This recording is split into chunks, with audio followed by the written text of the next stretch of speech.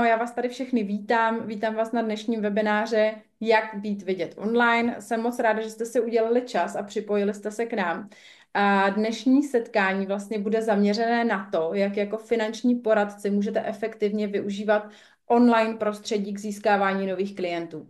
Podíváme se na budování značky, na práci s vyhledávači, na sociální sítě. Mám tady dvě skvělé osobnosti, které mají bohaté zkušenosti s online podnikáním a vlastně značkovým nebo branding marketingem. Já nejdřív představím sebe. Moje jméno je Marcela Jirků a zaměřuju se vlastně na vzdělávání finančních poradců, zejména tedy v oboru placeného servisního poradenství a zároveň jsem vlastně manažerkou vzdělávání a vzdělávacích programů společnosti Advalo a taky samotného systému pro finanční poradce. V rámci Advala my pomáháme poradcům vlastně digitalizovat jejich podnikání a přecházet vlastně na efektivnější formy finančního poradenství. Se mnou je tady můj kolega Lukáš Kaplan, který vlastně mi dneska pomůže ten náš webinář moderovat. Lukáš je jednatel společnosti Advalo a taky je to právník, ale určitě ho všichni znáte, zejména ze společnosti EUCS. Lukáš právě propojuje ty světy práva a financí a vlastně snaží se nějakým způsobem modernizovat a zkvalitňovat finanční poradenství. A teď už k našim hostům. Mým prvním hostem je Karolína Zítková. Je to expertka na finanční marketing a vlastně budování osobní značky. Možná ji někteří znáte jako zakladatelku populárního instagramového profilu Finance Zítkovy. A Karolína působila ve firmách jako je KPMG, Deloitte a vlastně skrze svoje kurzy pomáhá nejen poradcům vlastně budovat jejich brand online. Karolíno, já vás zdravím, dobrý den. Kde je ten Dobrý mikrofon? den. Jo, já jsem ho nemohla najít. Dobrý den, zdravím všechny, děkuji za krásné uvedení. Tak a dalším hostem je Pavel Fara. A Pavel je vlastně podnikatel, mentor, je to expert na online marketing, je to zakladatel vlastně webu e-konzultant a portálu kurzy-pro-radost.cz. Pavel pomáhá finančním poradcům s efektivníma prezentacemi na internetu a vlastně celkově se strategiemi, tak aby klienty mohli na internetu poradci právě získávat. Tak něco trošku k organizaci. Ahoj Pavle, zdravím i tebe. Ahoj Marcelo, děkuji za pozvání sem a skláním poklonu tomu, jak to krásně uvádíš a těším se, co si tady povíme. Marcelo, můžu jednu technickou vsuvku, jestli se Ano. slyšíme? Protože tady od účastníků máme poznámku, že vidí jenom Pavla, Aha. že ty mluvíš, ale vidí vlastně Pavla, tak a já vidím, že Pavel svítí jako zeleně, tak nevím, Aha. jestli to není tím, že je tam nastavený jako host. Já se podívám, možná, že teďka už by to mělo být Jo, lepší. píšou tady účastníci, dobrý den, vidím jenom Pavla Faru. No vidíte, tak to jsme si asi říkali, že Pavel za to stojí, aby jsme ho všichni viděli. Už je to v pořádku. Já myslím, že už by to snad mohlo být, tak jenom nám to když tak do chatu potvrďte, že je to takhle v pořádku. Tak, ještě se Jo, podívám. už je to ok, tak Super, super. skvělý, tak to mám radost. A to jsou přesně ty technikálie, který by měly být samozřejmě podchycený. No, tak snad se něco dozvím třeba i já. Tak, každopádně trošku k té organizaci. Teď jsme vyřešili jednu organizační věc. Další organizační věc je ta, kterou už jste si zkusili, a to je psaní dotazů, případně nějakých komentářů. V tom smyslu, že já vás poprosím, abyste psali buď do komentářů, do chatu, anebo do Q&A. Samozřejmě v tom Q&A je to pro nás jednodušší v tom smyslu, že bude jednodušší na ty vaše dotazy odpovídat, protože si je budeme moct lépe organizovat. Tak, v tuhle chvíli už se dostáváme k samotnému tématu toho našeho webináře. Já bych vás strašně ráda upozornila na to, že téma internetu, marketingu a sociálních sítí je opravdu obsáhlý a že tenhle webinář je vlastně jakousi ochutnávkou toho, co vám vlastně můžou tyhle platformy nabídnout a jak je můžete využívat. Dneska si řekneme opravdu základy a pokud chcete jít víc do hloubky, tak a vlastně přenést ty znalosti vlastně do té praxe, tak budeme pro vás mít vlastně připravený rozsáhlejší program vzdělávacích online seminářů, který vám představíme na konci. A je to vlastně komplexní vzdělávací cyklus a ukáže vám pokročilejší strategie, ale i ty konkrétní nástroje a postupy, jak vlastně efektivně pracovat s těma klientama, jak optimalizovat ty procesy a jak rozšířit svoji poradenskou praxi.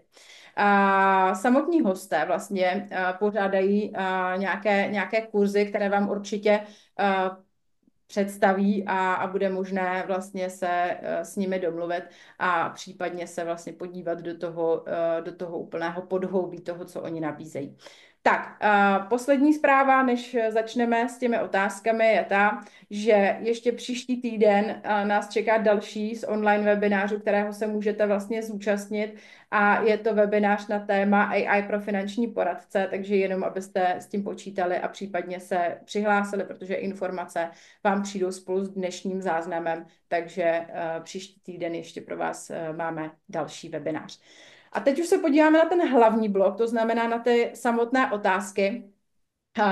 Ten první blok se vlastně bude týkat budování online značky finančního poradce, kdy vlastně víme všichni, že sociální sítě se staly jako nezbytnou součástí každé úspěšné značky. Zejména teda pro finanční poradce Instagram a LinkedIn můžou finančním poradcům pomoci budovat důvěryhodnost a ukazovat odbornost a navazovat vztahy s těmi klienty ještě předtím, než vlastně je buď poradce, anebo samotní klienti sami osloví. Naším cílem je samozřejmě to, aby vás klienti oslovovali sami.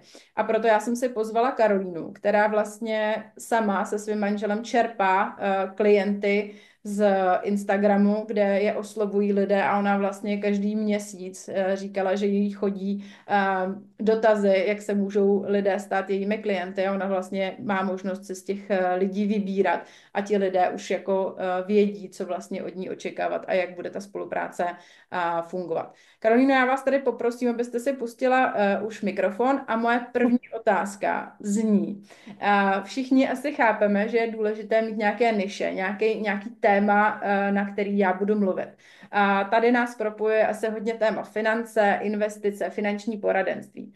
A jak je ale důležitý v rámci toho niše mít vlastně určenou i nějakou tu skupinu, ke které já mluvím. Ptám se na to, protože já dneska vnímám na Instagramu, že tam fungují lidi, kteří mluví o párových financích, kteří mluví o investování pro holky. A vlastně se jako zaobírají nějakou uší skupinkou lidí. Není to takový ten bercovej nálet jako na všechny lidi, kteří řeší finance.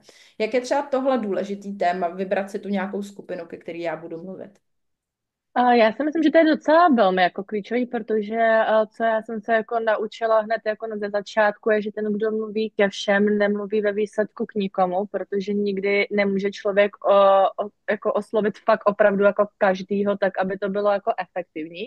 Mhm. Nicméně u nás to nebylo tak, že bych si jakoby řekla, že tak já budu mít takový převážně ženy, budu mít v takovýhle jako nějak, prostě to tak jako nebylo. Já jsem vlastně se postavila celý náš Instagram na té autenticitě a hodně jsem tam jakoby propojovala jako tu moji osobnost, jo, nebo i tu osobnost jako manžela a prostě jsem vlastně zjistila, že mi chodí dost podobný lidi, jako jsem já, úplně často dost trhlý stejně, jako jsem já.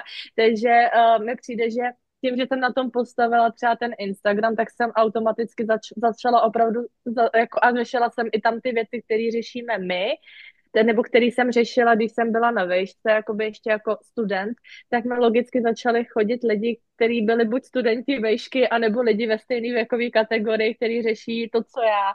Jo, takže mně někdy přijde úplně jako nejjednodušší. Nejjednodušší to má ten jako člověk, který řeší na těch sítích podle mě to, co zajímá skutečně i jeho, protože je to fakt je vidět, že to působí jako autenticky, protože potom je jako hrozně těžký, je, když si řeknu, OK, já chci úplně jinou cílovku, chci to zaměřit třeba na nějaký odvětví, ale třeba o tom odvětví ani nevím nic, nebo nevím o těch lidech, co si řeší nic, no tak to potom nemůže fungovat, protože já je neznám a nevím, co oni si řeší a jak jim mám pomoct. Rozumím. je třeba důležitý, jak ten člověk jako působí na tom internetu. Dá se nějak poznat, jestli vlastně je jako autentický, anebo jestli to jako Mhm. hraje. A dá se třeba udělat nějaká chyba v tom, že když jsem jako trhlej, tak prostě jako budu mluvit jako trhlé. A budu jako třeba, protože já mám pocit, že některý lidi se jako, nebo některý poradci se bojí, že nebudou dostatečně vnímaný jako důvěryhodně, když Mhm. prostě budou sami sebou na těch sociálních Jo, sítích. jo, já to vnímám úplně stejně, jo, proto já jako se snažím vždycky být sama sebou, vlastně si na tom celý ten náš brand tvořím, jo, vlastně myslím si, že takový ty klíčový jako naše znaky byly, že nás jako v obleku jen tak jako neuvidíte, pokud mě Lukáš nevytáhne na nějakou konferenci. A takže jako my opravdu jako se snažíme to, co opravdu jako cítíme, tak vlastně propisovat. Zároveň to se snažíme balancovat. Určitě jako není jako dobrý, když to člověk jako někam jako přehání, ale jako nebát se být sám sebou je podle mě dost jako klíčový, protože se to stejně pak projeví v průběhu té spolupráce s tím klientem. A mě se, teďko nedávno mi třeba psala paní, jestli třeba neznám i daňovýho poradce podobného vibu, jako mám já, takže ono to Tak to vlastně řekla, jo, já mám zkušenosti jako daňový poradce. ne, že prostě, že ty lidi jako každému sedí jako něco jiného.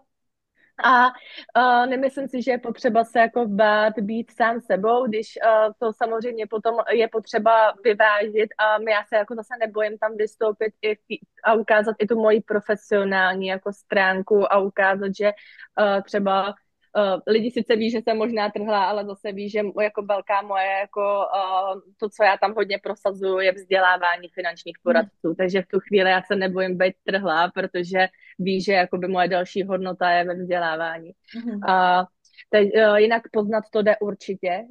Já jako vždycky, když prostě už třeba vidím to video, tak často si jako řeknu, tohle je úplně jako mimo. Nevím, jestli to je jenom to, ale věřím tomu, že to poznají i ty klienti.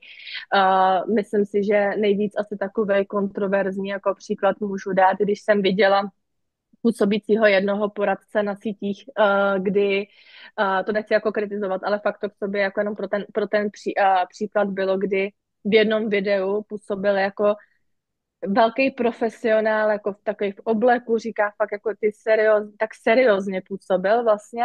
A druhý video bylo, kdy ve drahém autě v obleku říká, a ptá se lidí, taky jste někdy udělali tu chybu, že jste si třeba koupili moc brzo drahý auto.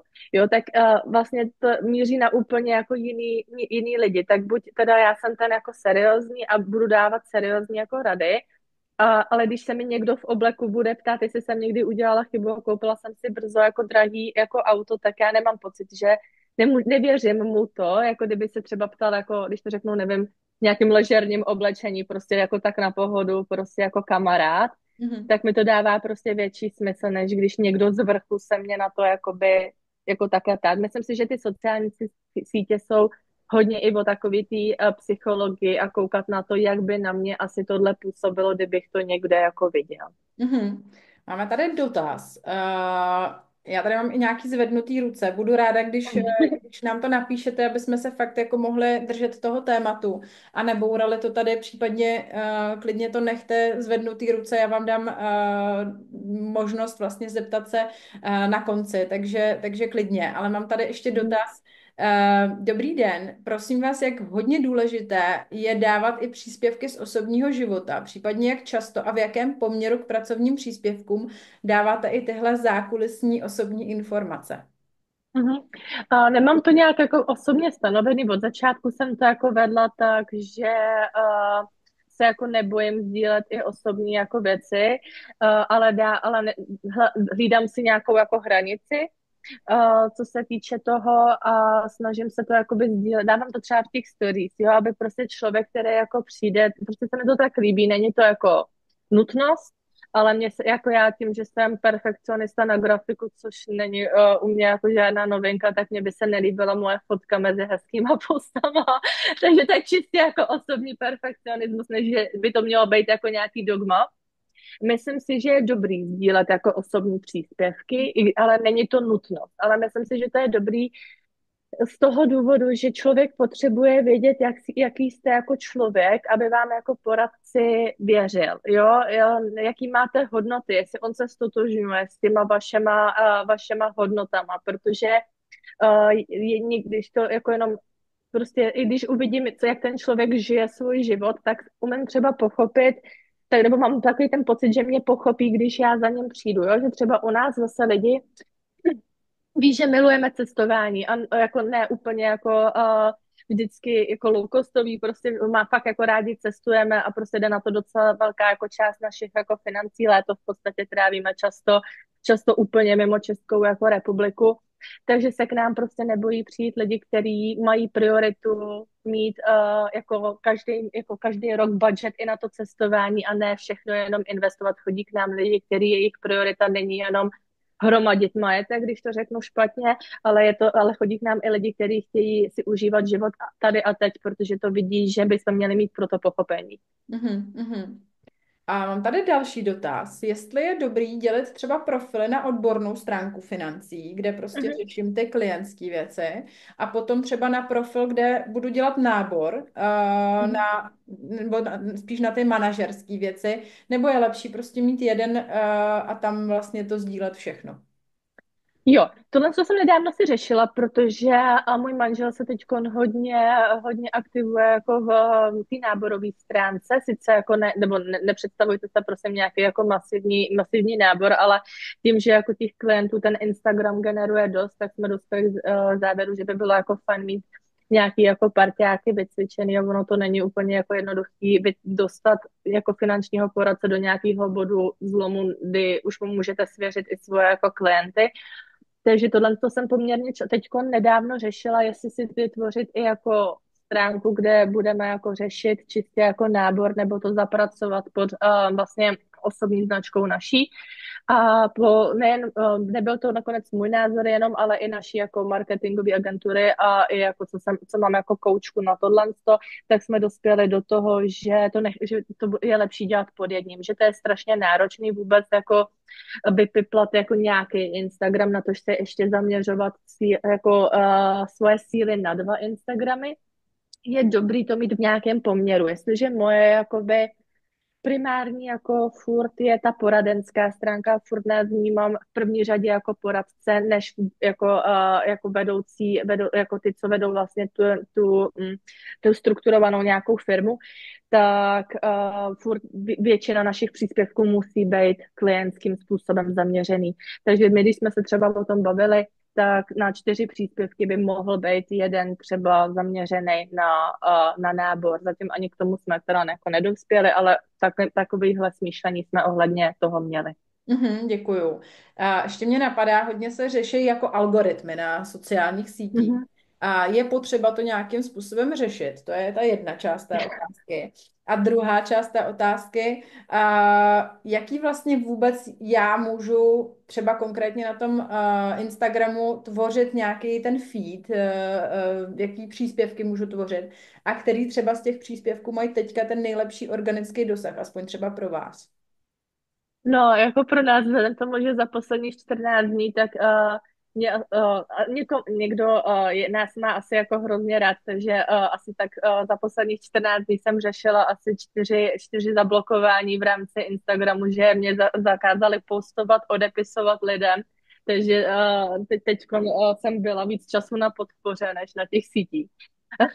Takže určitě jako doporučuji mít potom takovou tu modrou ověřenou vlaječku, protože tam mi podle mě zachránila Instagram, protože určitě jako je dobrý mít, jako hlídat si takzvaný disclaimery, protože i když já jsem teda vůbec neměla žádný jako příspěvek, který by ani byť byl na hraně toho, co se může jako sdílet, ale prostě ta Meta nerozumí úplně dobře česky, takže stačí, když to jeden člověk jako nahlásí, který vás zrovna jako nemá rád a můžete hned být jako zablokovaný, jo? Takže to jako bacha na to, protože ta ověřený profil mě docela teďko jako zachránil, takže s algoritmem teďko jsme kámoši teda, ale organický jako dosah, no tak máte různý jako příspěvky, který můžete dávat, jo, jsou nějaký identifikační, to znamená, že když to člověk uvidí, tak má pocit, že to zažívá dnes a denně. Prostě nějak se s tím dokážete identifikovat. Máte nějaký edukativní,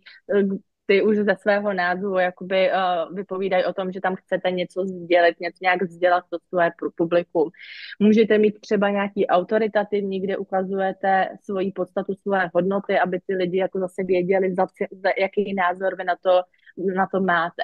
Vždycky budou nejlépe jako fungovat na dosah ty identifikační, protože já když udělám nějakou bláznovinu, kterou řeší každý den jako člověk, tak logicky se nad tím každý jako zasměje, každý to jako zná a prostě ten dosah to má určitě mnohem větší.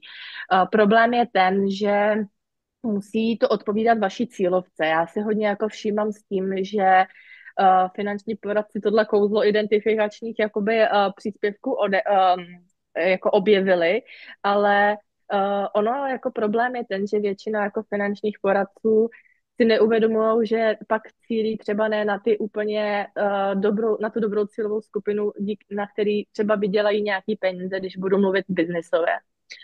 Pokud budu dělat příspěvky o tom, ten pocit, jako já jsem je občas dělala taky, ale teď se to dělá ve velkém hypeu, ale ty lidi se kouknou na moje staré příspěvky a to skopírujou, to doporučuji nedělat, protože něco jiného je Instagram 2022, něco je Instagram 2025, jo. A když udělám příspěvek typu, jak se cítím, když mi zbývá 100 korun na účtě den před výplatou, nebo něco takového, nebo když zase jakoby, jo, něco v tom smyslu, že prostě zase jsem jako, nebo když už nemám peníze, ale stejně zase, nebo jsem si slíbila, že půjdu šetřit a zase strávím jakoby večer nakupováním na About You, to jsem třeba dělala já, tak teď, když to dělá jako spousta lidí, tak on se jako člověk neuvědomuje, že když bude dělat jenom tohle, tak bude přitahovat tyhle lidi, který vlastně takhle žijou dnes a denně a ani to třeba nechtějí změnit. A to není úplně jako skupina, se kterou chcete pracovat, jo? Takže dobrý identifikační příspěvky jsou na tohle super, ale vy potřebujete selektovat i ty lidi, kteří chtějí s těma financema jako něco dělat a nechtějí žít jenom od té výplaty k výplatě a trávit ty večery na About You. Mhm. Můžu otázku? Ano, určitě. Možná to trošičku navazuje tady na ten dotaz, co je v chatu. Tady ohledně těch identifikačních příspěvků, tak ty si teď popisovala jako možná příspěvek, jak nemá vypadat. Jak vypadá ten příspěvek, ten jako, kterým oslovím tu cílovou skupinu, kterou chci.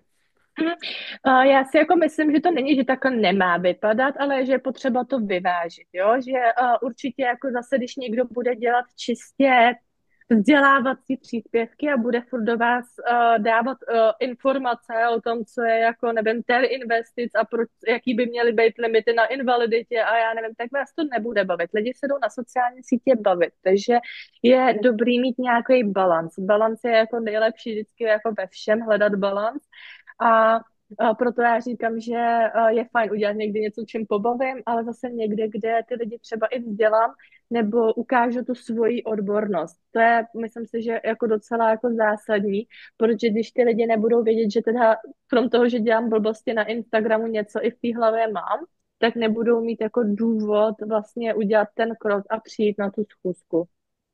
Takže ten příspěvek nejde říct, že takhle je jako dobrý a takhle je jako špatný. Je to o tom hledání podle mě té rovnováhy.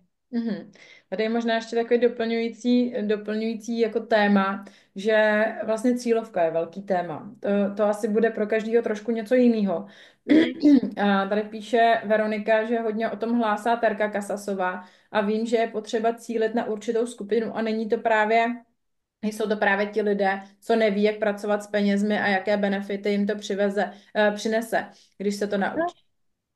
Jo, Terka Kasasová je vlastně moje vlastně spolumajitelky vlastně naší společnosti, ve které právě děláme vzdělávací kurzy jak na marketing pro finanční poradce.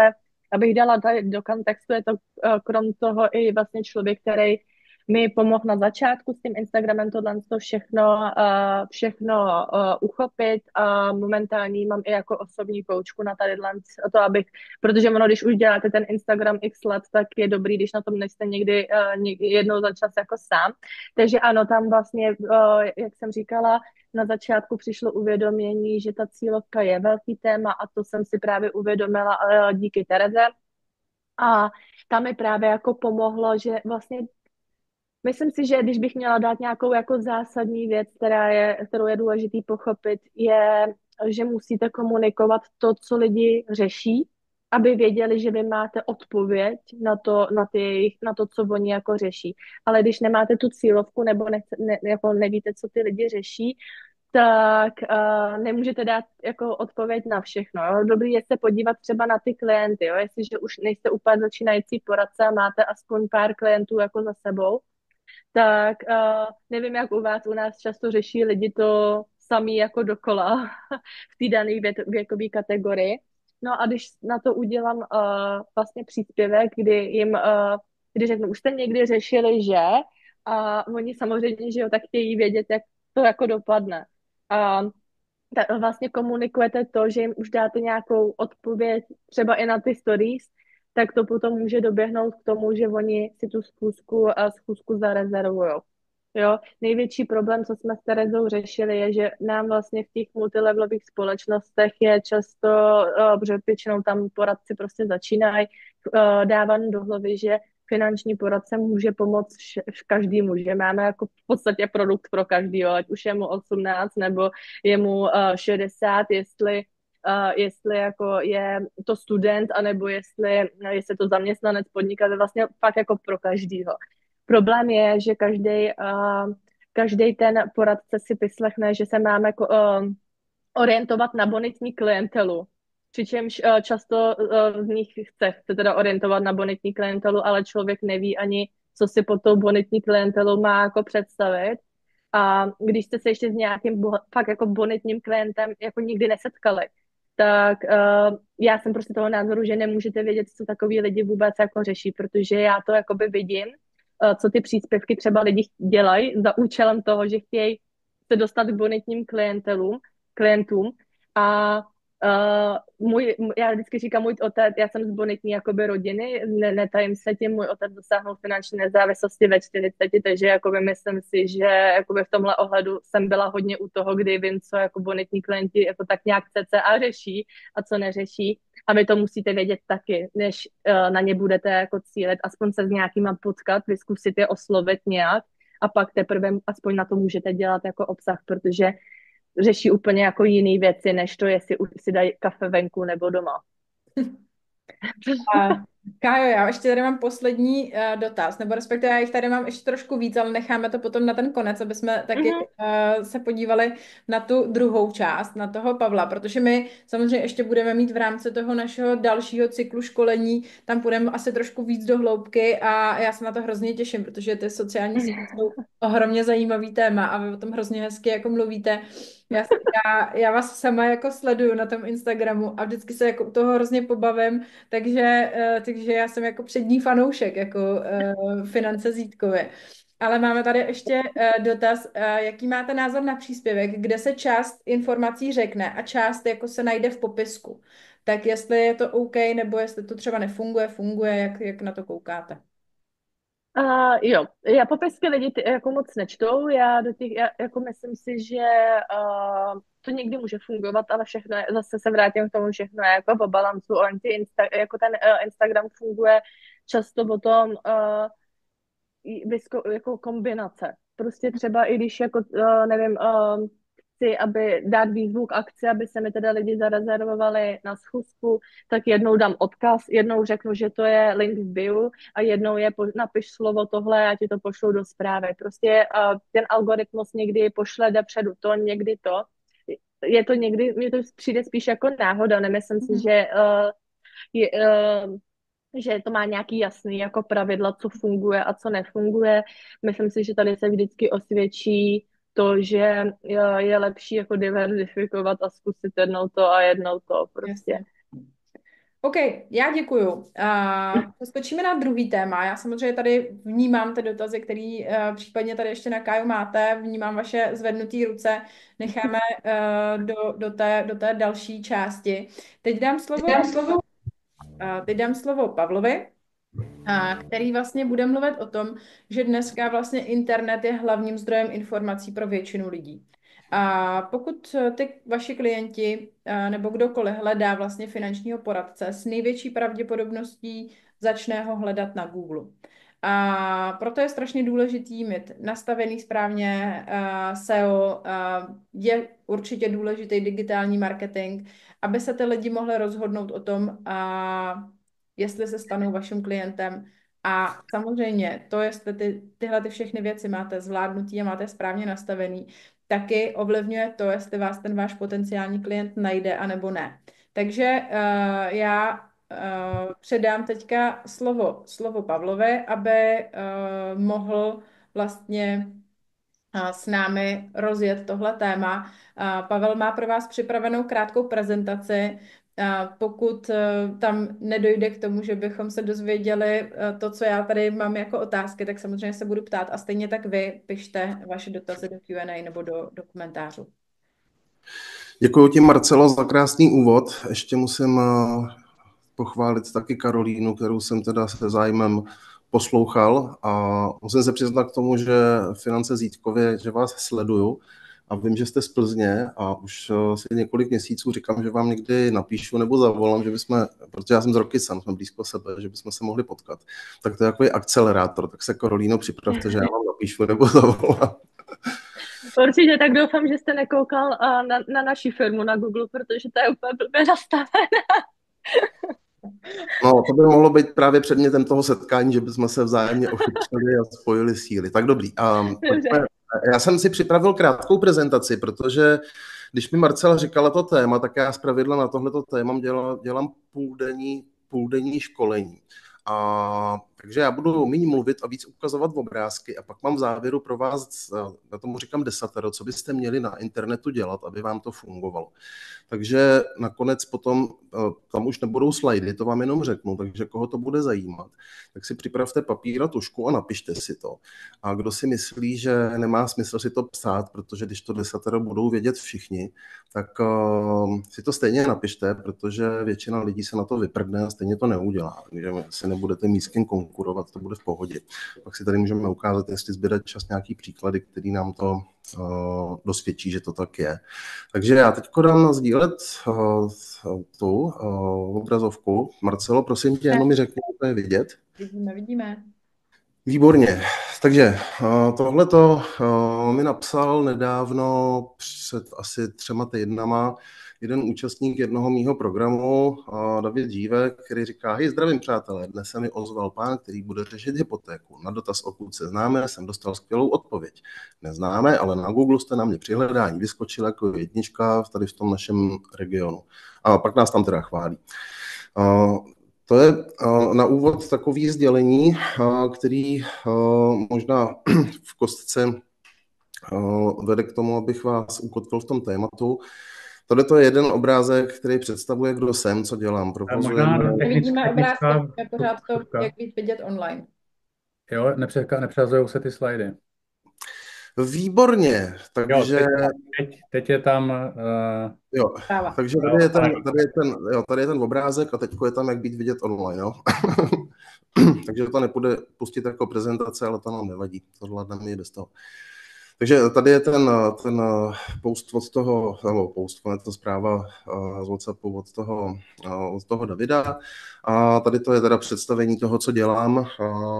Dlouhý léta jsme se prezentovali jako pod značkou e-konzultant, on to funguje furt, ale v zásadě jsou to weby pro finanční poradce, který nejsou jenom weby, ale je to propojený komplet s online marketingem. Takhle vypadá starý přístup finančního poradce. To je on, ten šedivý panáček. A jako ho oslovím, něco mu nabídnu, inkasuju provizi. Hodně lidí to takhle dělá pořád, finančních poradců, ale já bych řekl, že zrovna třeba Karolína je důkazem toho, že to takhle dělat nemusíte, protože ten nový přístup vypadá úplně obráceně. Říká se mu osobní marketing a vede k tomu, že když to děláte správně, tak vám píšou nebo volají lidi: hej, poradíte mi, hej, pomůžete mi, hej, zařídíte mi něco. To je rozdíl mezi starým a novým přístupem. A kdo se tady tou cestou vydal a začal něco v tom osobním marketingu dělat, tak to nemá třeba tak, že mu 100% se ozývají lidi jenom z internetu, ale ono, i když se vám ozve občas někdo sám, tak je to velmi osvěžující a člověka to utvrdí v tom, aby pokračoval a dělal ty správné věci.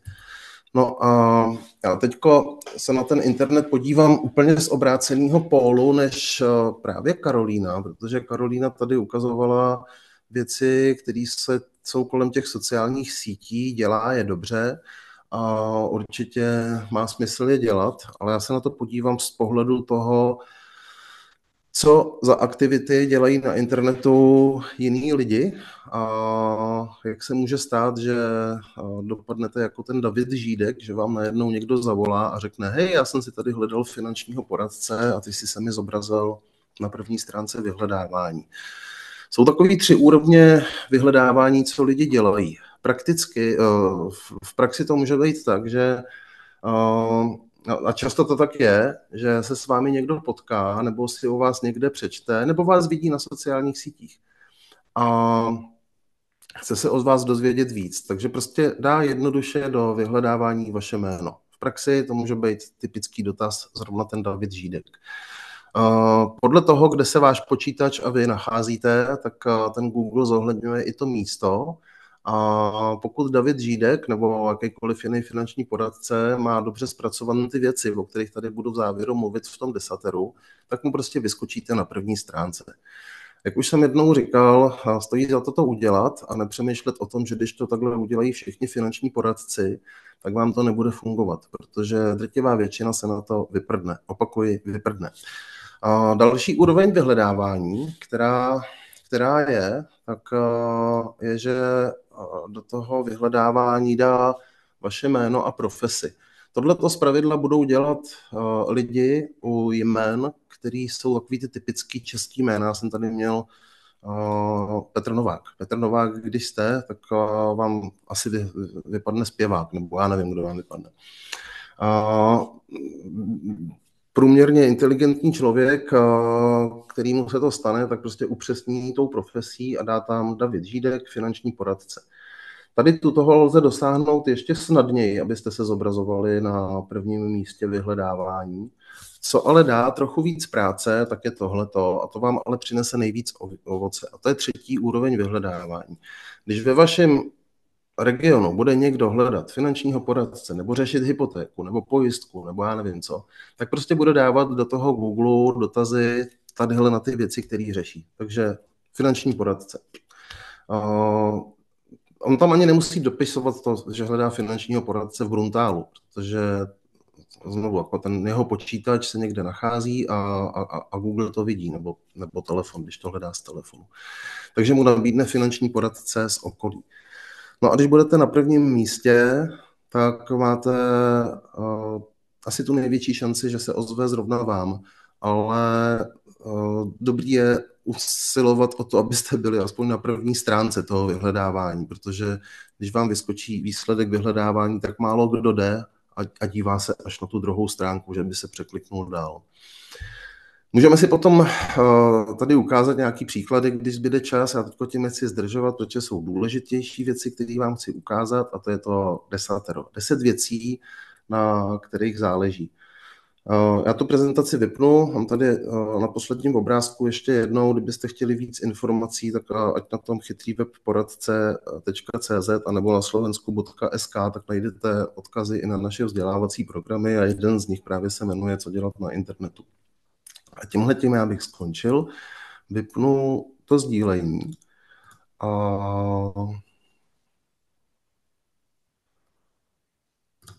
Je to zrušen? Mm-hmm. Tak se udělej hostem a to desatero. Tak poslouchejte.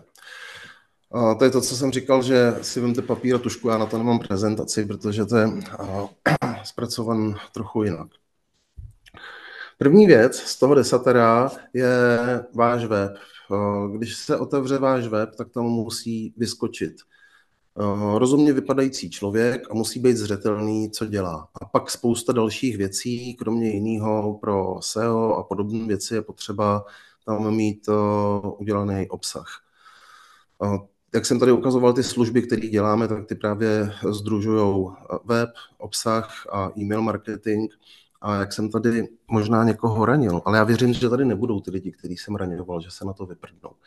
Tak my jsme vždycky měli na těch našich webech bulístku, že my jsme tam pro finanční poradce generovali obsah a teďko asi rok dozadu jsme tam přidali kouzelný tlačítko, který umožňuje ten obsah přes AI udělat originální pro sebe, což je důležitý pro SEO. A tipněte si, kolik lidí, když tak to napište do komentářů, kolik procent lidí, těch uživatelů, využívá kouzelný tlačítko, který jenom na kliknutí vám změní ten obsah tak, že je originální a že je váš. Druhá věc, kterou je potřeba dělat, je založit si firemní profil. Firemní profil ideálně začít na Google, protože když si vyzkoušíte dát svý jméno ve vašem regionu, nebo když si dáte profesi ve vašem regionu, finanční poradce, když si dáte do vyhledávání, tak vám vyskočí nějaký jména. A ty, který budou úplně první, tak jsou v záložce firmy. A to jsou jména poradců, který a jsou mezi tím teda i firmy, ale jsou tam namíchané i firmy, i jednotlivci. To jsou jména poradců, který právě mají založený firemní profil na Google. Další věc, čtvrtá, jsou další katalogy. Určitě, až uděláte Google, tak jsou firmy.cz od Seznamu a pak jsou i jiný. My provozujeme třeba Dobrý poradce.cz, když si dáte finanční poradce vyhledávat, tak vždycky na vás na první stránce vyskočí Dobrý poradce.cz. To je katalog, který jsme kdysi dávno od někoho koupili, provozujeme ho zadarmo, ani ty poradci za to nemusí platit, ale jenom prostě, když nevyskočíte na první stránce a zalistujete se v nějakým z těch katalogů, tak ten katalog vás potom nabídne. Pátá věc, optimalizace sociálních sítí. Potom tady mluvila Karolína, já to úplně přeskočím. Sociální sítě jsou extrémně důležitý pro to, abyste byli na internetu vidět. Pátá věc je konzistentní značka. Prostě musíte nějak vystupovat. Karolína to moc hezky mluvila o tom, abyste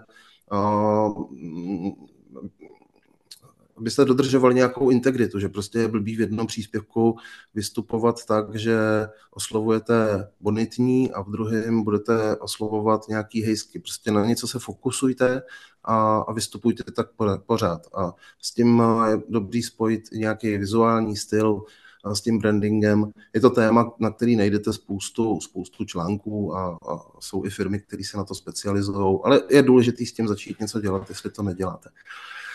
Pak je dobrý se soustředit na šestá věc, já tomu říkám obsah, který Google miluje.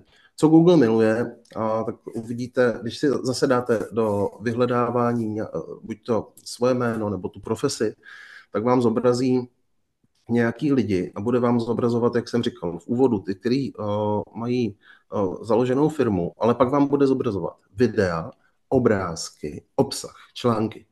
A tohle ty tři věci prostě buď to budete generovat a ve spojení s vaší profesí a vaším jménem a Google vás bude milovat, anebo je nebudete generovat a Google se na vás vyprdne, protože je tam dalších 1 000 000 lidí, na který může ukazovat.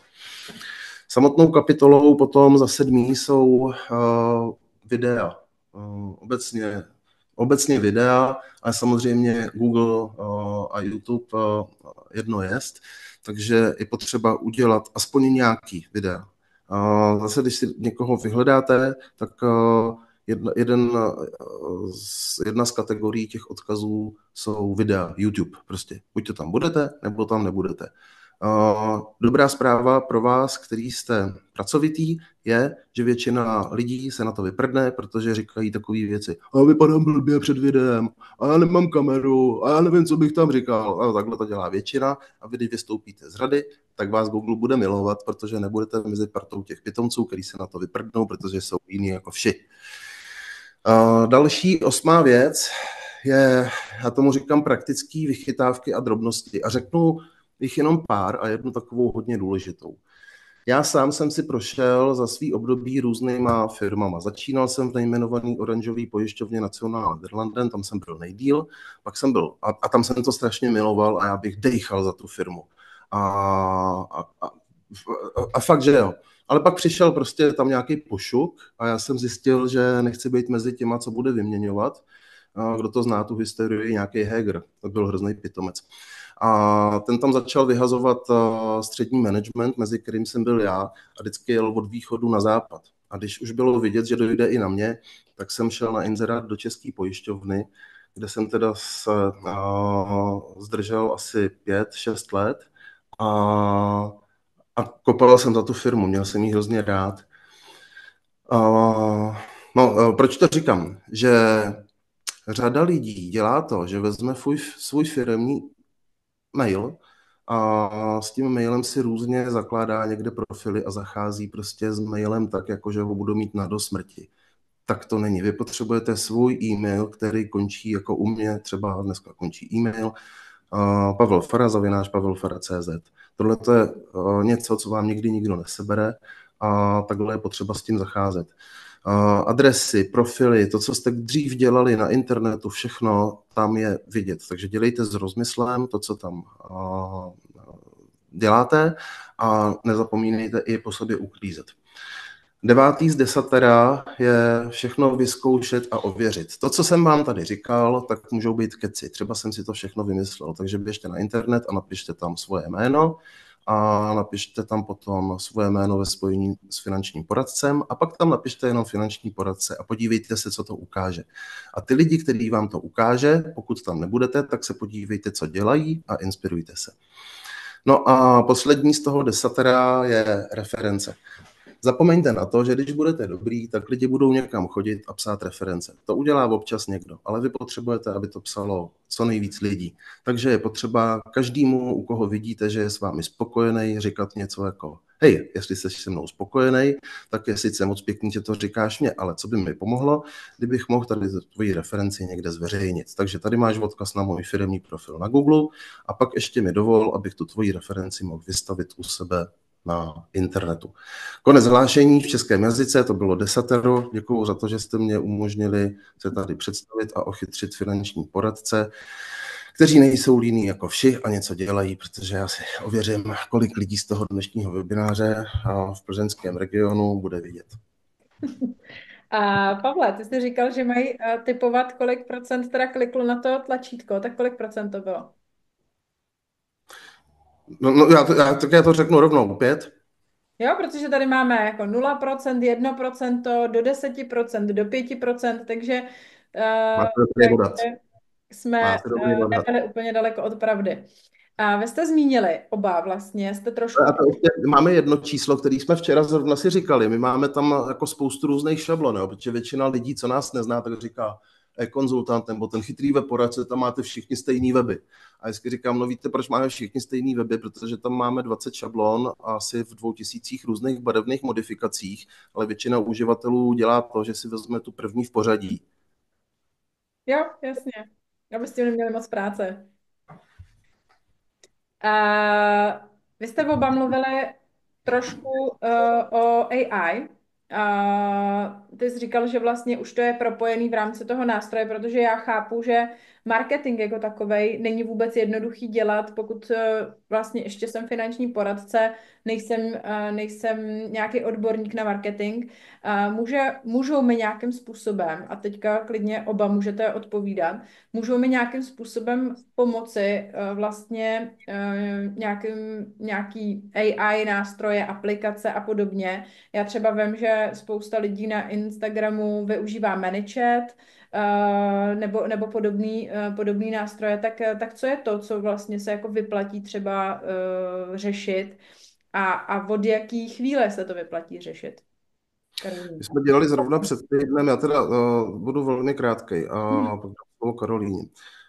My jsme dělali zrovna před týdnem další ze série Děláme AI pro finanční poradce, vzdělávání taky. A já jsem tam ukazoval různý nástroje, ale pak jsem tam říkal jednu důležitou věc, za kterou si stojím. Já jsem hrozně velký fanda inovací i AI, děláme s tím, pracujeme s tím ve firmě, platím si ChatGPT v té proverzi $200 měsíčně, dělá to za mě spoustu práce, ale mně se zdá, že svět zblbnul. Když se podíváte, kolik se tady objevilo hlav, který říkají, bez toho se nedá žít a bude to pracovat za tebe. Dokonce se tady objevil nějaký expert, který říká, naučím tě, jak umělá inteligence za tebe udělá tvůj online kurz, nemusíš vůbec nic umět, dokonce ani to téma nemusíš znát, přesto budeš mít vyrobený kurz. Tady vznikne spousta umělého obsahu a bude čím dál tím cennější ten člověk, to, co vytvoří člověk, za čím bude vidět člověk. Spoustu lidí tady má video avatary. Umělej obsah prostě se úplně jako lavinově šíří do všech blogů, článků a já nevím čeho všeho. Takže abych řekl asi takhle, užívejte to, ale s rozumem. Tak. Děkuju. Za mě jako určitě hezká jako myšlenka. Já jsem určitě jako velký fanoušek aplikací, automatizací a všeho. Za mě jako od prvního jako chvíle jsem aplikace různý jako využívala. Jako je dobrý si říct, že když my jsme začínali, že jako ChatGPT jsem nevyužívala, protože jako ten hype přišel trošku v jiném roce než v roce 2022.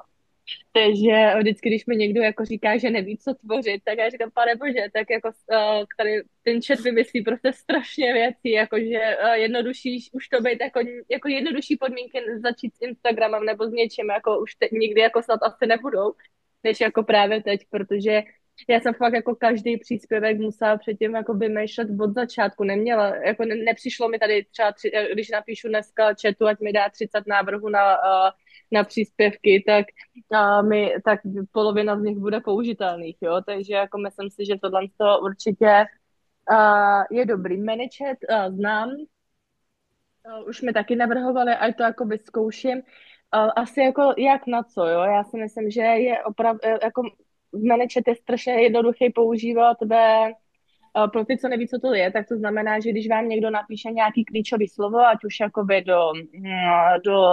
pod příspěvek nebo do zprávy, tak mu odejdou už automaticky zprávy. Za mě je to jako super věc. Já jsem to vyzkoušela, že to jako ne ten ManyChat, ale že budu odpovídat těm lidem a vysloužila jsem si 3denní blog Instagramu, že dělám finanční podvody. Takže ono jako ty klíčové slova jako ve financí nejsou úplně jako jednoduchý jako používat, abyste si jako nenaštvali jako metu. Přitom jako tam bylo, že jsme vlastně, to bylo ten posílání informací, na co si dát jako pozor, když jako chcete žádat o hypotéku, jako nemít tam třeba ty sázky, že jo, a takový jako základní prostě informace a vysloužila jsem si tohle, takže jsem jako řekla, tak to ne, tak to ManyChat je moc velká liga na to, abych to ještě v rámci jako financí, jako nechci ztratit ten Instagram, takže k tomu jsem taková jako rezervovaná, k tomu ManyChatu, tam mám strach, protože říkám, zkusila jsem to manuálně a měla jsem, jako nejdřív jsem měla blok až do konce června, to se mi podařilo jako vysvětlit, že to tak není, ale s tím 3denním blokem na odepisování do zpráv jsem už nic jako neudělala, jo, takže bacha jako na tohle na to, že jakmile čím víc vás lidí bude sledovat, tím víc je možný, že tam uděláte blbou jako formulaci a stačí, když jeden člověk nahlásí a už to může u těch financí tomu přistupuje ta meta poměrně podle mě tvrdšejc než v rámci jiných jako profesí, tak ManyChat zatím nemám vyzkoušený, bojím se jako toho. Mě ještě napadá, protože samozřejmě všichni říkají, že na Instagramu vaši klienti nejsou vaši klienti na Instagramu, vaši sledující nejsou vaši klienti. Je nějaká možnost, nebo využíváte vy sama jako nějakou možnost, jak vlastně konvertovat ty vaše sledující někam jinam, tak abyste vlastně je někde jako v uvozovkách vlastnila, aby se vám přesně nemohlo stát, že když vám zablokujou Instagram, takže jste prostě jako bez přístupu k těm lidem? Když my vždycky říkáme s manželem, že dokavať se jako máme jeden druhýho, tak jsme v pohodě, takže při nejhorším skončíme u toho, že si budeme zase navolávat seznamy, takže jako já jsem s tím v pohodě, jako myslím si, že když bych o ten Instagram jako přišla, tak prostě vrátím se ke starému způsobu, než vybudu jako něco novýho, jo, takže já to beru tak jako easy ten život. Takže tu databázi samozřejmě jako máme, protože tím, že využíváme rezervační systém, tak ten rezervační systém vede databázi, takže nikdy jako nemůže se stát, že jak vlastně mám kontakt na každýho, kdo se k nám kdykoliv jakoby zarezervoval, vedu si, jakoby, používám Rainet, jestli neznáte, je to jakoby vlastně jako CRM pro finanční jakoby poradce. Už vlastně mě k tomu vychovalo korporátní prostředí v rámci jako daňového poradenství, který jsem dělala, je, že už nikdy v životě nechci spolíhat na to, že v nějaké firmě mám poslední jako instanci, takže že se vyjadřuju vlastně správně, už vlastně vždycky myslím na zadní jako vrátka, takže tím, že jsme samozřejmě i ty změny v rámci společnosti dělali jako asi jako každý, jak říkala, myslím, Marcela, že tomu říkáte s Lukášem jako poradcovská telenovela, tak my jsme si ji párkrát zažili taky. A musím říct, že díky tomu, že od první chvíle, co my jsme začali, a říkám, fakt jsme jako neměli, když jsme začínali jako většina poradců, nějaký velký jako rezervy, nebo prostě byli jsme začínající manželé, jako já jsem prostě byla v zaměstnání a tak první co, tak jsme založili vlastní doménu, dělali jsme si vlastní jako databázi. Řekla jsem, že nikdy nechci, aby vlastně klienti nám psali na firemní e-maily, protože v momentě, kdy vás jako vypnou nebo se něco jako stane, tak oni na vás vlastně ztratí kontakt, že jo. A ono to je vlastně logicky hrozně jako biznesově dobře vymyšlený a proto ta opatrnost se mi strašně krát jakoby osvědčila, že si svoje data uchovávám buď jako ve svých zařízení, nebo v rámci jakoby toho, že i ten e-mail já už mám asi 5 let starý od začátku vlastně naší jako dráhy vlastně v finančním poradenství. Mhm. Takže to bych asi jako doporučila. Já jsem měl na Karinu jednu otázku, jestli vlastně je nějaká šance, že se klient může stát tvým klientem, když nemá Instagram, jinak než že ti zablokujou pro profil a že začneš jakoby ty klienty znovu navolávat, jo? Jestli vlastně se k tobě dostávají klienti i jinak než přes Instagram. Ale jako přes doporučení hodně. Musím říct, že samozřejmě jako k nám chodí jako potom většinou už celý jako rodiny, sestry a maminky a takhle jako od těch jako lidí, jako to chodí, ano. Takže a to si oni to jako doporučení jako neříkáme, takže prostě když by ten Instagram nebyl, tak myslím, že když bychom jako, tak by nás tomu jako klienti, máme ty klienty taková komunita, jo, takže prostě věřím tomu, že to je takový to, jako když našknou nějakého influencera nebo nějakou celebritu jako v médiích, tak všichni se tam začnou toho člověka bránit, tak takhle se chovají naši jako klienti, že fakt je to taková hrozně hezká, fajn skupina jako lidí.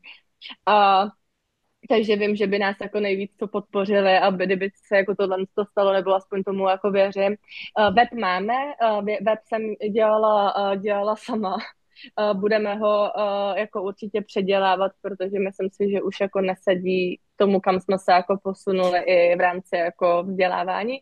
Ale jako web mám, myslím si, že by web měl být furt, ale není to jako zdroj našich klientů, to určitě jakoby ne, pro nás to je jenom taková jako jako vizitka, když to řeknu virtuální vizitku, tak vnímám v současnosti ten web a nejvíc soustředím síly na ten Instagram, protože nevěřím tomu, že to bude fungovat jako 20 let, přijde jako nějaká jiná síť, zase se změní nějak jako podmínky, ale aktuálně, když vím, že tohle mi funguje a tohle umím a dá se z toho hrozně jako jednoduše vybudovat ta klientela, tak dáváme to prostě smysl, protože jako poradce já jako za chvíli prostě nebudu moc už přibírat tolik jako těch klientů, jo, už tak jako někdy, už si člověk jako spíš vybírá, ještě furt teda jako bereme, ale včera jsem zrovna odmítla, takže jakoby tak, no. Tady se nás ptá poradce, jakým způsobem řešíte právní povinnost, že se s klientem musí poradce potkat alespoň jednou osobně a ověřit tím klientovu totožnost. Tak já předpokládám, že vy ty klienty jako oslovujete, ale pak se s nima normálně jako osobně potkáváte. Nebo? Jak moc je to nahrávaný tady? Je? Ne, ne, tak samozřejmě jako tím, že tak jako s těma lidma se často musíme jako sejít. To není, že by to nikdy jako nešlo.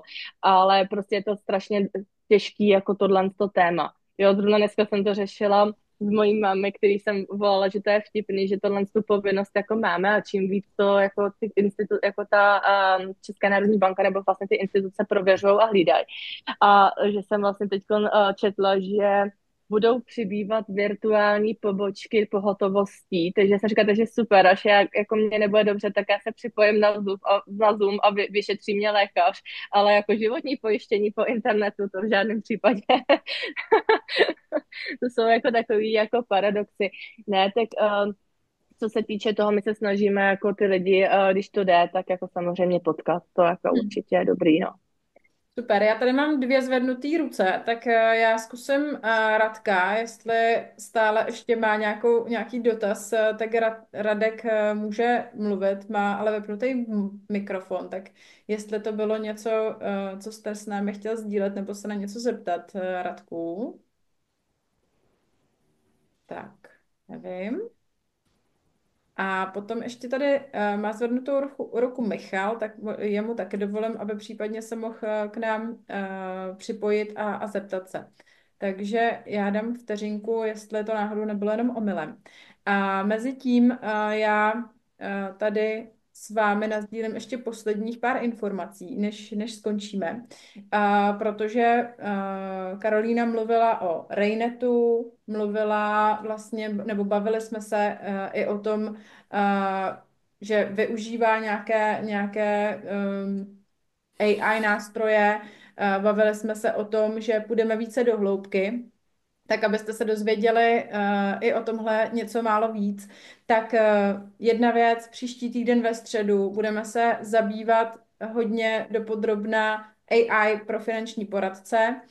Bude tady Michal Kutan a Michal Ševčík, což jsou 2 lidi, který si myslím, nebo považuji je za jedny, kteří jsou v tom AI dál a poměrně hodně daleko, takže budete moct načerpat jejich informace a ochytřit se ještě i v tomhle jak to říct, na tomhle poli vlastně umělé inteligence. Takže to bude ve středu, informace k tomu vám půjdou společně s dnešním záznamem. A další věc je, že my vlastně připravujeme od 1. dubna cyklus školení pro finanční poradce.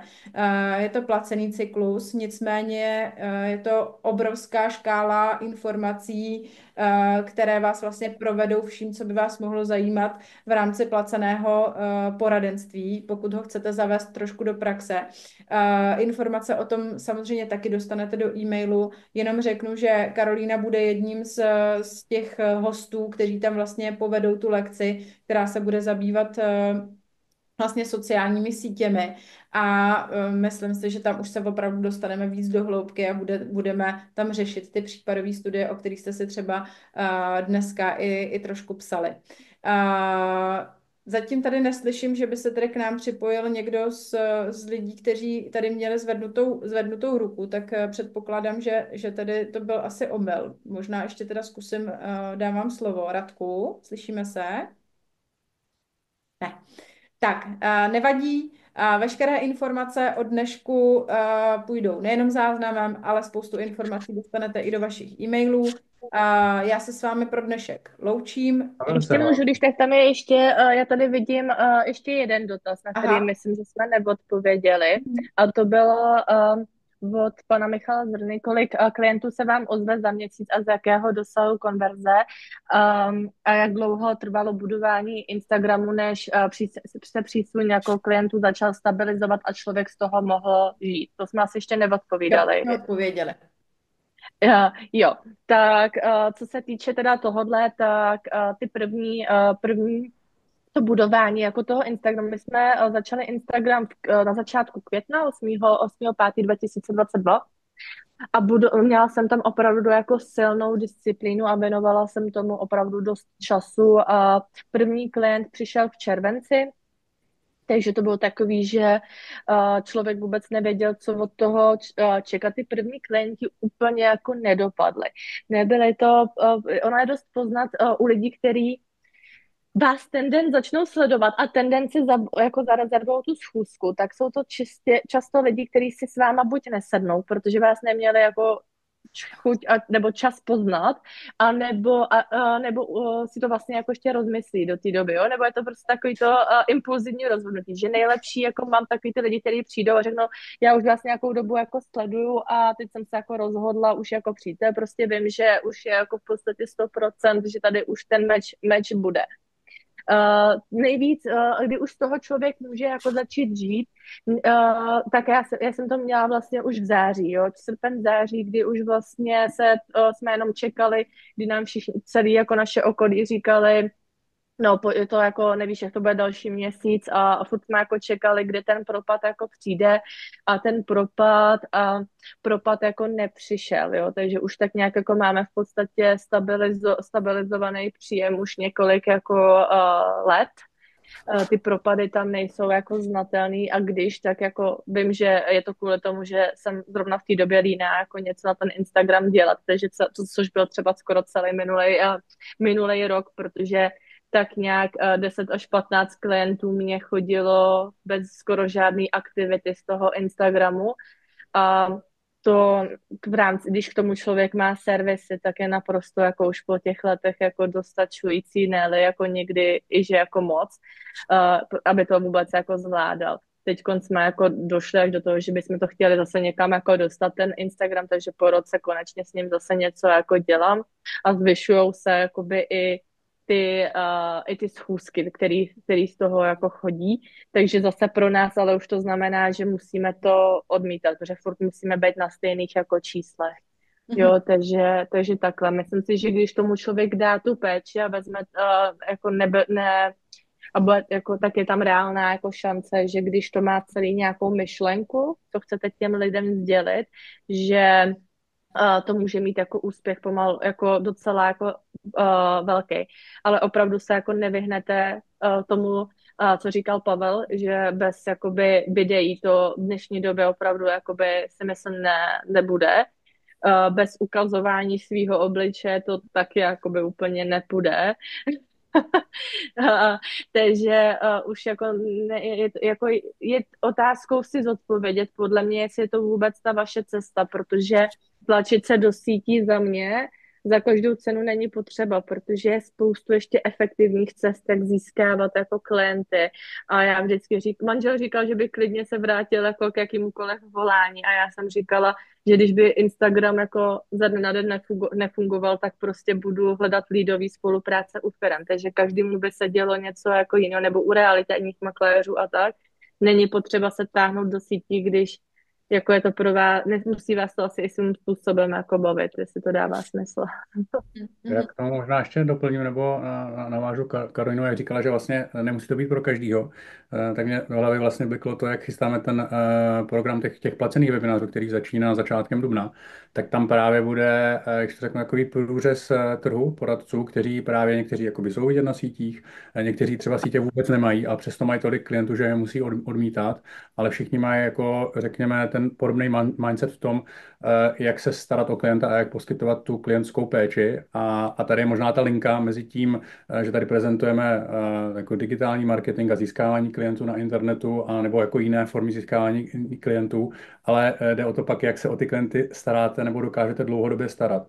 A o tom celým vlastně bude ten delší cyklus těch webinářů, kde bude nejenom Karolína, kde bude nejenom Michal Kutan a Michal Ševčík, ale spousta dalších jako odborníků a hlavně poradců z praxe, kdy se to zasadí celé do kontextu a můžete vlastně to vzít a začít dělat v praxi. Samozřejmě jde udělat i to, že se vezmou nějaký jako jednotlivý rady z těch webinářů, který třeba probíhá dneska a můžete aplikovat v praxi od zítřka, ale pravděpodobně ten smysl celý to bude dělat až jakoby v tom komplexu.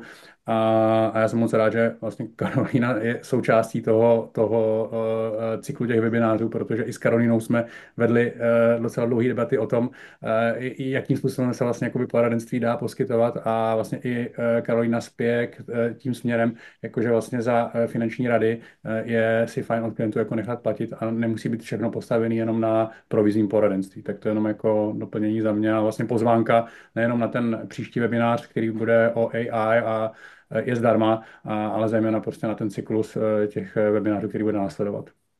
Super. Jo. Já moc Určitě jako jsem jenom chtěla říct, že určitě k tomu jako spějeme, že jako dobrý to jako říct, protože už to řešíme jako delší dobu. Mně servisní poradenství určitě jakoby dává velký smysl, ale tím, že náš jako start v tom oboru byl poměrně jako rychlej a dynamický, tak ne na každou změnu je jako potřeba vlastně nějaký čas na to, aby to člověk jako zapracoval. Takže určitě jako za finanční plány jako si budeme říkat jako už peníze, to myslím si, že už jsem to avizovala už i na Instagramu, že k tomu jako spějeme, jenom na to musíme připravit web a jiné věci, jinak už bychom to dávno jako spustili. A není to jenom jako, že to, že my bychom si chtěli tohle jako říct, jako dává nám to smysl jako i z té biznesové stránky samozřejmě, ale jinak vlastně už i ty klienti se jako na to ptají, jo, jim to není, že by to bylo jenom z naší hlavy, ale tady se na to vždycky lidi, kteří třeba se rozhodnou nebo se jim změní jako situace, nakonec to u nás jako třeba ten finanční plán nerealizují, tak vždycky chtějí po nás platební údaje, nestane se mi, že by se na to skoro ten člověk ani jako nezeptal. A pak samozřejmě i lidi vůbec jako za to, že jako tím to zpracuju, jo? Takže ty lidi se na to ptají jako docela jako velmi. Myslím si, že ta mladý generaci zvlášť přijde normální jako za dobrou službu platit a přijde jim divný, když se za ní jako neplatí v podstatě. I když se jim člověk vysvětlí, jak funguje provizní poradenství, tak stejně tak jim to přijde jako divný, že když si jako nic nevezmou, tak to zaplatí za můj čas a vždycky se diví, že vlastně jako nikdo. A Kájo, ještě poslední informace, nebo spíš dotaz, který mě napadá, aby jsme trošku jako navázali na to, co nás čeká v tom 10dílném cyklu školení. Na co se tam můžeme těšit? Co se tam dozvědí lidi, kteří se tam přihlásí do toho cyklu školení? Tak jako já, když mám vlastně školit na ty sociální sítě, tak se snažím předat nejen jako nějaké jako praktické věci, ale hlavně mi přijde, že lidi si někdy myslí, že ty sociální sítě jsou o něčem, ale oni ve skutečnosti jsou o něčem jako úplně jako jiném a člověk má tendence hledat někde nějaký jako složitosti a někde zase někdy jinde úplný jako zkratky. Takže já vždycky tím, že než jsem došla třeba i k té Tereze, se kterou potom ty naše kurzy dělám, tak jsem si spoustu věcí musela zjistit jakoby sama a vyfiltrovat si, co jako dává smysl a co smysl úplně nedává, takže určitě by smyslem mělo být to, že jim to třeba pomůže najít tu cestu kratším způsobem k těm informacím, než jsem to třeba musela mít já. Super. A ještě děkuju. Ještě tady mám jeden dotaz úplně na závěr. Pokud mám svou vlastní doménu a chtěla bych svůj vlastní e-mail, kde si ho zařídit, abych nemusela platit, pokud ho nevyužiju? To bude na Pavla asi, co? Asi na Pavla, možná jestli nám zvládne, když tak... První věc, kterou musíte udělat, je koupit si tu doménu. Teď nevím, jestli jsem to správně pochopil, tak ta paní už tu doménu má, nebo... Pokud mám svou doménu, chtěla bych svůj e-mail, kde si ho zařídit. No, vy si ho můžete vytvořit snadno na té doméně, pokud to neumíte, tak se musíte obrátit na někoho, kdo to umí a asi to bude spojený teda s nějakýma penězma.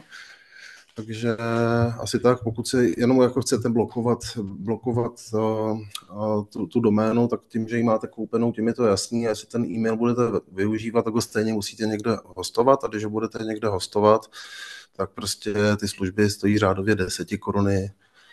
Takže bych asi nehledal prostě,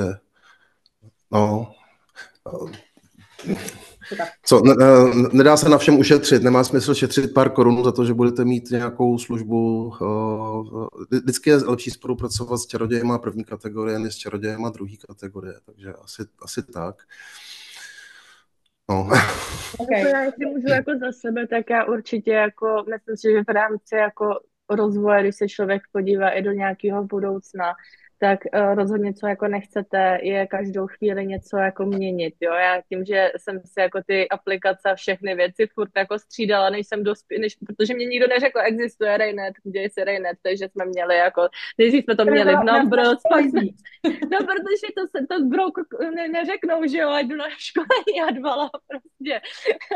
Takže jako vlastně jsme měli Numbers, Excel, že jo, spoustu dalších jakoby věcí a vždycky přehazování všech věcí je, co v životě jako děláte, jako nechcete a prostě je to podnikání. Myslím si, že do podnikání se prostě bez investic jako neobejde prostě a myslím si, že to naše podnikání je spjatý s nejmenšíma investicemi, co jako když se člověk podívá na jiný jako typy podnikání.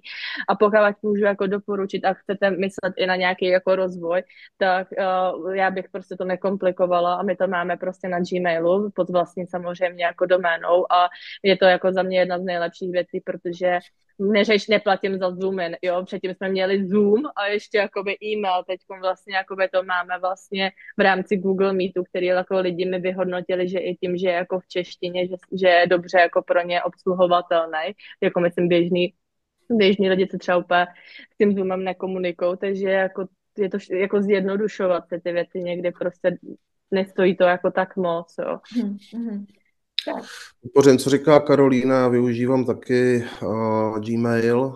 Dospěl jsem před několika lety k Google Workspace a teďko nevím, kolik to stojí, jsou to řádově 100 koruny. Myslím si, že 1000 měsíčně to není, ale kromě jiného jsem tam dospěl k tomu, že tak, jak se svět vyvíjí, tak se vyvíjí i úložiště. Já dneska mám asi 10 tera úložiště na Google, nestojí to 1000, je tam mail, pracovní nástroje, úložiště, já nevím, co všechno. Takže určitě doporučuji, pokud někdo zvažuje, tak Google, Gmail, dobrá adresa. Já se s vámi rozloučím a ještě tady budu pasivně, ale já potřebuji teď něco rozloučíme všichni. Zavolat. Počkej, já jsem se s váma chtěl hezky rozloučit. Já ti určitě dám prostor. Já jsem chtěl říct, že tady na ten webinář jsem zval i lidi ze své databáze a s lidma ve své databázi často je skloňovaná otázka, co vlastně ty finanční poradci teďko by měli dělat, protože já jsem i v historii jako hodně mě lidi, někdo mi tleskal a pak bylo hodně hejtrů, který mi nadávali, že jsem mluvil o tom, jaký jsou profese na odstřel, že mezi nimi patří finanční poradce a já jsem vždycky doplňoval, ale nebojte se, protože se to týká jenom většiny finančních poradců, nezemřou všichni.